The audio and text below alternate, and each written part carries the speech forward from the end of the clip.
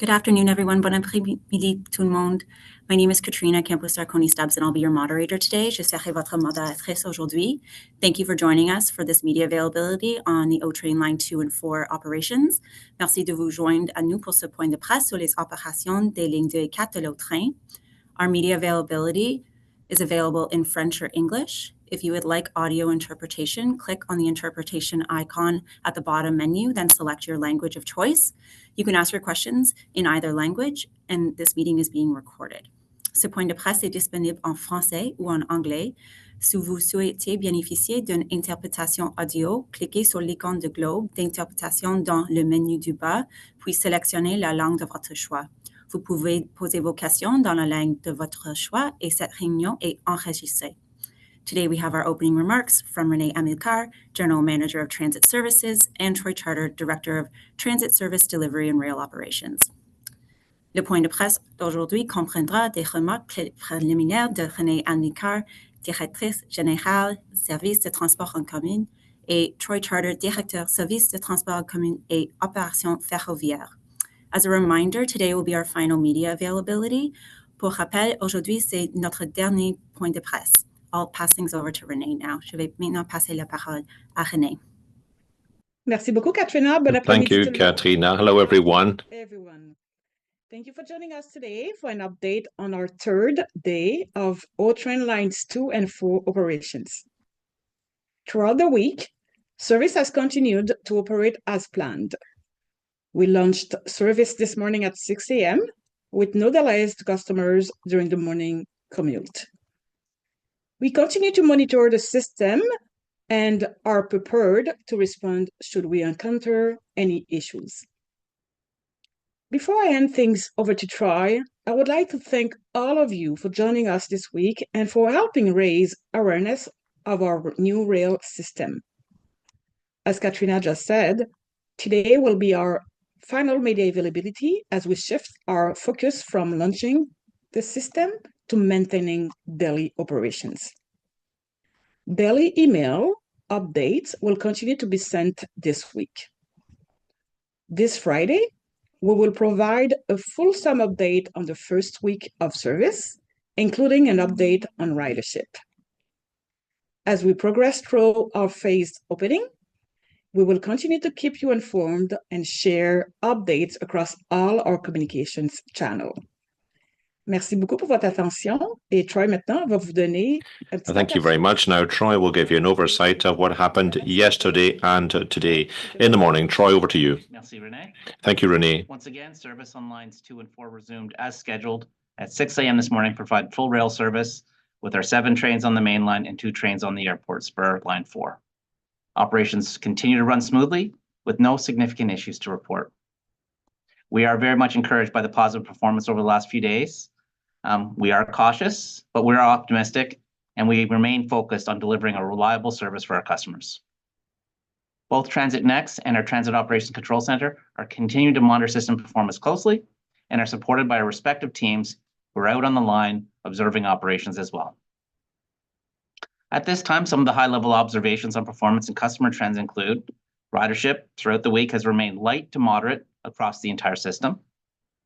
We've seen strong usage of our 3 park and ride lots located at Greenboro, Leitrim, and Bowesville stations. There are still spaces available, but we are pleased to see that lots are being well utilized our first week of service. And then the passenger loads on the parallel bus services B2, 97, 99 have remained light this week. So just to wrap up, service will continue until midnight tonight, with operations resuming tomorrow morning at 6 a.m. We'll continue to monitor service closely through, once again, through our Transit Operations Control Center and working with our maintenance partners, Transit Next. And we continue to have staff available on the line along the system to support our customers. I'll now pass things back over to Katrina. Thank you. Thank you, Troy. Merci, René. I'll ask each agency in alphabetical order to ask one question and one follow-up. Je vais maintenant inviter chaque organisme de presse par ordre alphabétique à poser une question et suivi. We'll go to Kate Porter at CBC. Hi, everybody. Thanks for holding the media avail. I'm just wondering if you plan to stick to the idea of moving to Saturdays. I think it was in 2 weeks, and Sundays within 4, or should we anticipate any other plans for the phased rollout? Thank you very much for the question. So, as we said, it will be a minimum of 2 weeks with 6-day service, and then 5-day service, and then 6-day, and then full service. So far, we're doing well. So next week we will have we will be able to let you know if the minimum will be respected or if we will need to have a couple more weeks. But so far we are doing well. But we remain cautious because it's still new. We launched only this week, and we are pleased with the results. But we know that things will happen, and we have to make sure that we will be able to address issues very quickly to minimize the impact to customers. But so far so good. We are pleased to see that, and we will continue to update you for sure.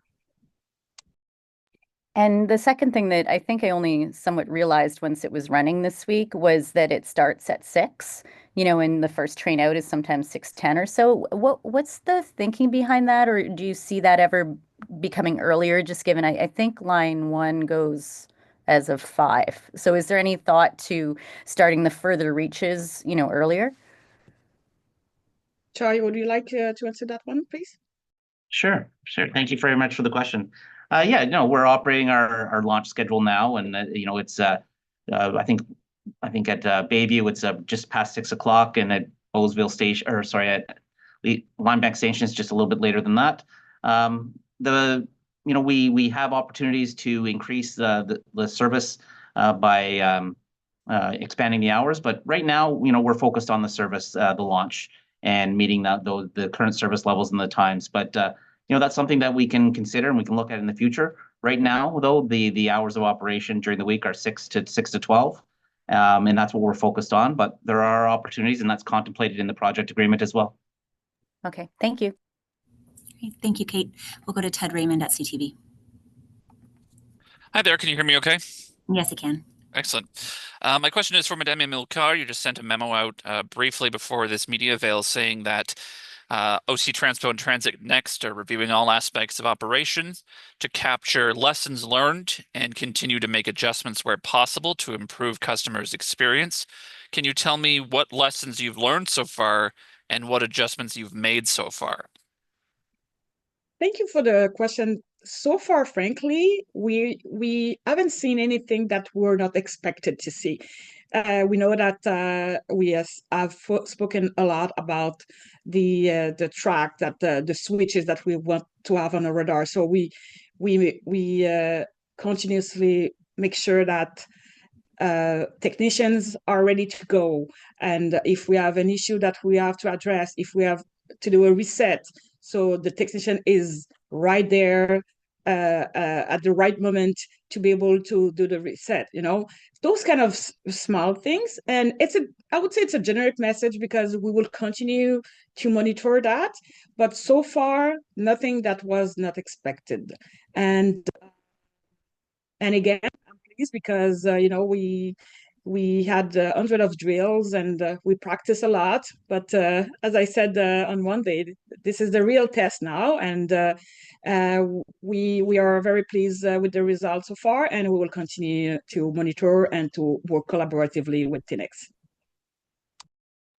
Okay, thank you. My follow-up question, I think it's going to be about the park and rides. You're saying they're very full. You're seeing a lot of use of these things. Again, is there possibility for expanding those or increasing capacity for the park and rides if and or when it gets to a point where more people are taking this line? Because I mean, it's the winter right now. Is it going to get busier in the summer, do you think? And will there be space? Troy? Yeah, so we're very pleased with the parking lot usage. I wouldn't say that they're full by any means. There are still lots of spots available, but we're happy to see that they're being well utilized, and customers are knowing that they're there and they're making use of them, and that means they're getting onto the rail line as well. But yes, there are opportunities to expand the Leitrim and the Bowesville park and ride lots, and that's something that we would welcome if that becomes a challenge down the road. But at this point, there's still ample space for customers. but we are encouraged by the early days about how well they're being used. Great. Thank you. Thank you, Ted. Charles-Antoine Gagnon, Le Droit. Charles-Antoine Gagnon, Le Droit. Hello. I know it's a bit early, but do you have any figures on ridership from Monday, or is it still too early to tell us that? On Friday, I'll be sending out a memo to council. You'll have a copy of that, and I'll be providing more information on ridership at that point. Thank you very much. That's all the questions I have. Thank you. Merci. Thank you, everyone. This concludes our media availability today.